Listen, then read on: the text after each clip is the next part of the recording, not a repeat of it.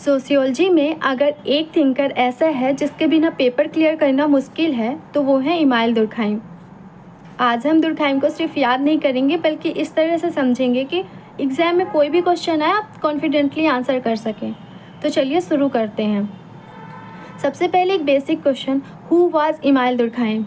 Email Durkheim एक French sociologist थे जिनका जन्म 15 अप्रैल 1858 को हुआ और उनकी मृत्यु 15 नवंबर 1917 को हुई। एग्जाम में अक्सर पूछा जाता है कि फादर ऑफ फंक्शनलिज्म कौन है, तो आंसर है इमाइल दुर्कहाइम। कई किताबों में उन्हें फादर ऑफ साइंटिफिक सोशियोलॉजी भी कहा जाता है क्योंकि उन्होंने सोशियोलॉजी को साइंटिफिक डिसिप्लिन बनाने की दिशा में सबसे बड़ा योगदान दिया। अब सवाल आता है कि दुर्कहाइम इतने इम्पॉर्टेंट क्यों हैं? तो उनसे पहले लोग सोसाइटी को फिलॉसफी या कॉमन सेंस के आधार पर समझते थे, लेकिन दुर्कहाइम ने कहा अगर बायोलॉजी का स्टडी साइंटिफिक हो सकता है, अगर फिजिक्स साइंटिफिक हो सकती है तो सोशियोलॉजी भी साइंटिफिक हो सकती है। उन्होंने कहा social facts must be treated as a thing.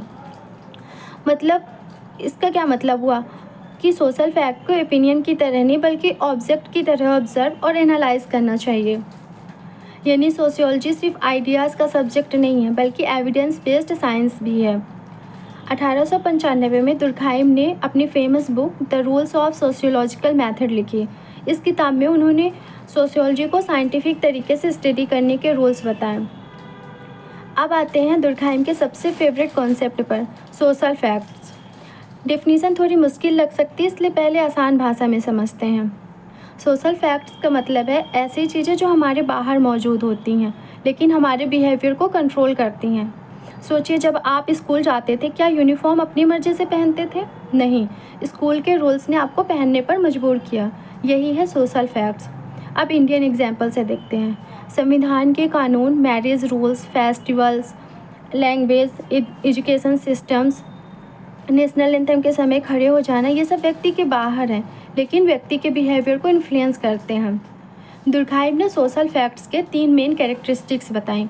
First है एक्सटर्नल, ये व्यक्ति के बाहर होते हैं, जैसे लैंग्वेज आपके पैदा होने से पहले थी, लॉ पहले से था, रिलीजन पहले से था, मतलब सोशल फैक्ट्स इंडिविजुअल के पहले एग्जिस्ट करते हैं।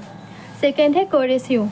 कोरेसिव का मतलब है प्रेशर डालना। एग्जाम्पल, अगर कोई टैक्स नहीं देगा तो गवर्नमेंट एक्शन लेगी, अगर कोई क्राइम करेगा तो पनिशमेंट मिलेगी, यानी समाज हमें रूल्स फॉलो करने के लिए मजबूर करता है। थर्ड है जनरल। जनरल का मतलब है ये पूरे समाज में पाए जाते हैं, जैसे language, education, marriage, family, law, ये किसी एक व्यक्ति तक सीमित नहीं होते हैं। अगर आपको इस कंसेप्ट को, सोशल फैक्ट को एक ट्रिक से समझना हो तो आप ECG याद रखो।